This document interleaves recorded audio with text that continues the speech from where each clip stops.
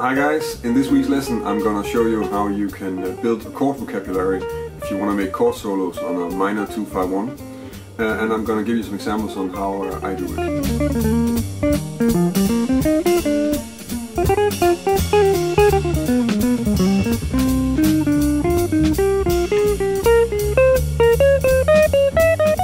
This is the second lesson in my series on soloing with chords.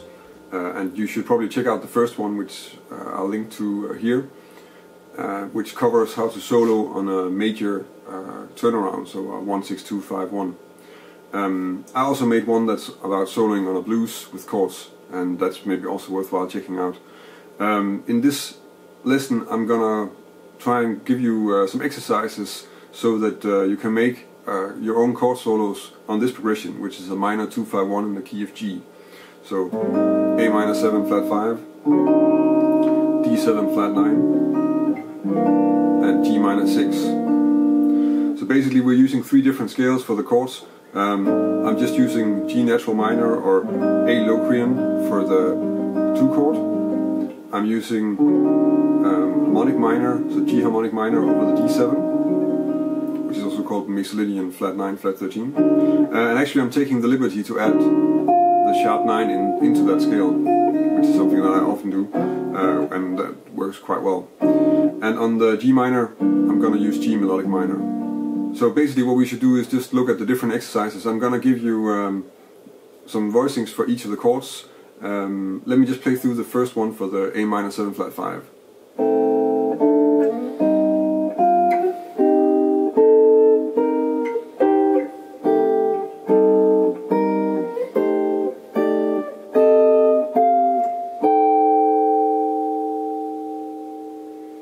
So not really anything mysterious going on. I think the only note, as you can tell, I have two sets. So I have one for with the melody on the B string and one with the melody on the high E string.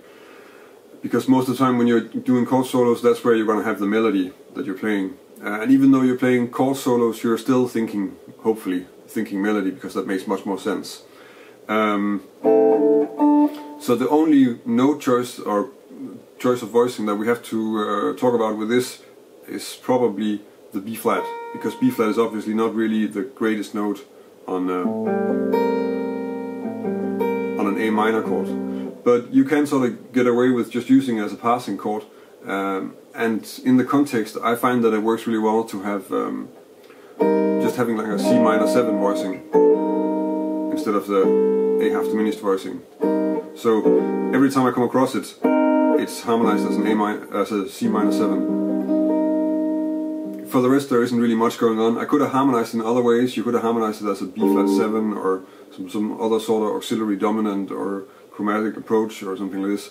But in the context, this is fairly neutral and therefore quite easy to use, and that can be really handy. You want to have an exercise like this be very neutral and easy to sort of work with.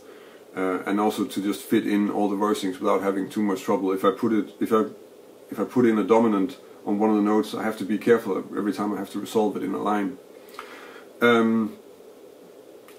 With these exercises, this is just the way I do it, and probably it's better for you to also just make your own and see what you find easy to play, how it's easy to move from one voicing to another. I think also you'll see in the examples once in a while I'll probably make another choice, because in that context I just have the idea that something else will work. And playing these exercises and making these exercises shouldn't limit you to make other choices when you're trying to come up with lines, because you should just do whatever works the best. And therefore maybe making the exercise is more useful than practicing it, in the sense that you're probably better off thinking about how you can connect it in some different ways and having all that covered instead of being really fast in playing one exercise. So for the D7 voicings I'm using harmonic minor, so G harmonic minor as I mentioned, and then I added in the sharp 9 because I find that I'm using that quite often in this context, and I think it sounds good, so you can just add it in there without having to think too much about the theory involved. The exercise, so the two sets of voicings, one for the melody on the B and one for the melody on the E string, sounds like this.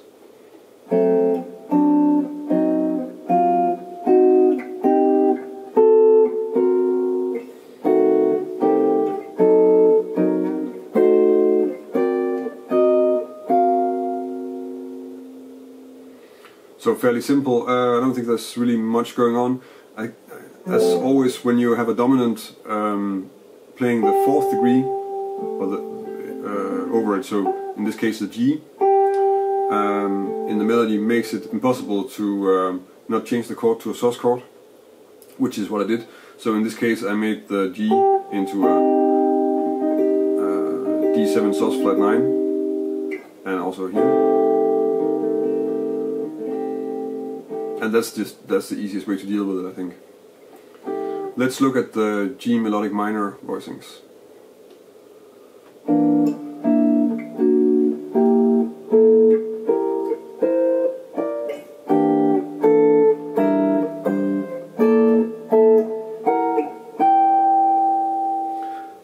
So yeah, not really much to talk about here, I guess, either. I'm using G minor melodic for the tonic sound, and I tend to sort of go back and forth between the minor 6 and the minor major 7, whatever sort of sounds better or works better. I do seem to have a preference for when I'm again on the 4th degree, so when I'm on the C, to have a minor 6. That's not what I played. I played this, I think, and this one. To have a minor 6 voicing, because if you play a minor 7 voicing, you get to sound too much like a dominant, which is okay, but in the context I find that it often doesn't work that well.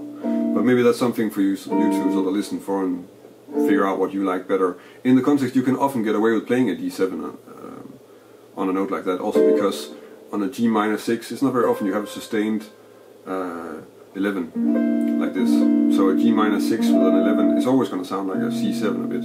So now that we have some exercises, now we can start looking at the different examples. The first example sounds like this.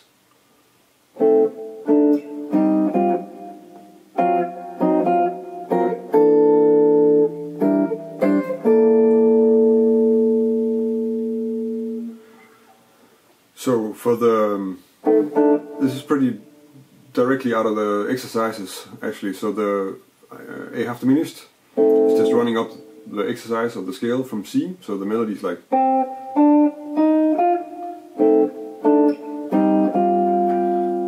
and since we're here, the easiest way to get to the D7 is to use this one, because that's the melody we already have. And then I'm trying to resolve somewhere else, because the melody is like,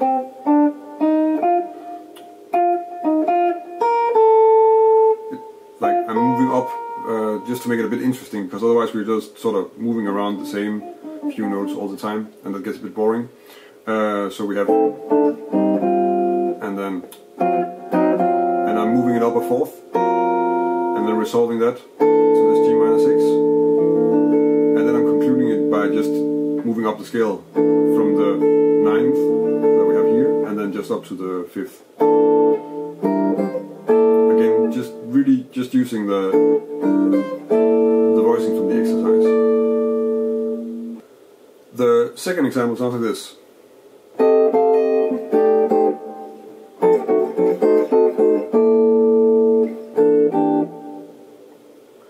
So in this example, I want to show, because a D7 flat 9, sort of the pure form of that is actually a dim chord with a bass note. So if I leave out the bass note, I have a dim chord, and of course a dim chord is symmetrical and we can move it around. And I often talk about how I don't really like things that are symmetrical, but for this it's so handy that you should use it once in a while on guitar, because this is really simple to play, and on a piano that would be horrible, or if not horrible, then at least a lot more difficult. So that's what I'm using on the D7 here. So the melody is first, I think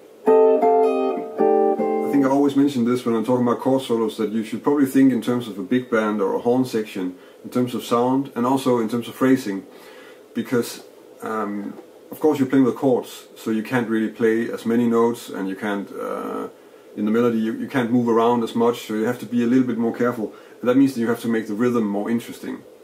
And I guess also for the language of this kind of thing, I tend to think more in terms of big band, and because that's closer to that kind of phrasing that you can easily make like this, and it's hard to make really modern sounding chord solo, I think, at least with these voicings. So that's why I'm really coming up with these fairly simple melodies with somewhat interesting rhythm and not too many notes. That's sort of the most practical way to approach this. So that's the minor 7 flat 5 part is just, I mean the melody is just, and nothing else. So that's quite simple, and the rhythm carries it. And then on the D7, I'm just only using a diminished voicing and then moving that around. So basically it's, and then I'm resolving that to this G minor 6/9, and then I'm just ending with this 9 resolved to the root on the G minor. The final example sounds like this.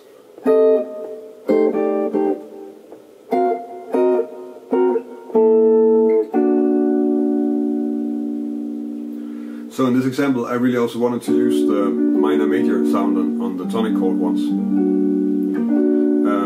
And another thing that I wanted to talk about is also similar to the fact that we have the dim chords and they're very practical to use and we can move them around. There are two places where it's really easy to move from the minor 7 flat 5 to the alto dominant by just moving the same voicing around. And you should use that to some degree. I'm not using it sort of very clearly in this, but it is really a part of it still. So I start up here on this A minor 7 flat 5 voicing, and then I use this, which is the voicing that you can move around, because you can actually just move that up a minor third, and then you have a D7 altered or a D7 flat 9, flat 13, sharp 9 or flat 9. So you have these two chords, and you can make numerous melodies with that and resolve that in any way you want to. So that's what I'm using here. So, and I'm still using that voicing, but I'm just skipping down a string and only using 3 of the notes, and resolving to this G minor 6 with a 9, and then going further down to the minor major sound. That was 3 examples of how I might make lines on a 2-5-1, a minor 2-5-1 cadence if I'm chord soloing. I hope that you can use the examples and the exercises that I went over here as models for your own exercises and examples and all your own solos. I think chord soloing is something that I don't really use it a lot because it's a little bit sort of bound in a certain type of genre that I don't always play. But I really like working on it. I think it's kind of fun to work on, and it also really opens up a lot of stuff for comping, because if you can play solos with the chords, you can also easily be pretty spontaneous and react a lot to what's happening if you're comping behind a soloist, and for that it's really, really useful. And in the end we spend more time comping than we spend soloing most of the time, so for that it's really helpful to do, and that's one of the reasons why I really like checking it out. If you want to check out the examples that I went over here away from the video, then you can go to my website and download a PDF. There's a PDF download in the article that accompanies this video lesson. When you're on my website, you can also subscribe to my newsletter if you want to stay up to date with stuff that's happening. I send out newsletters about concerts and albums, and also sort of lists of lessons that I made in the last time and stuff like that. So that's also a way to stay up to date. If you like this lesson, then please like it on YouTube, and of course if you haven't seen any other of my lessons, you can also subscribe to my channel. That's also a way to stay up to date with new lessons that I'm making.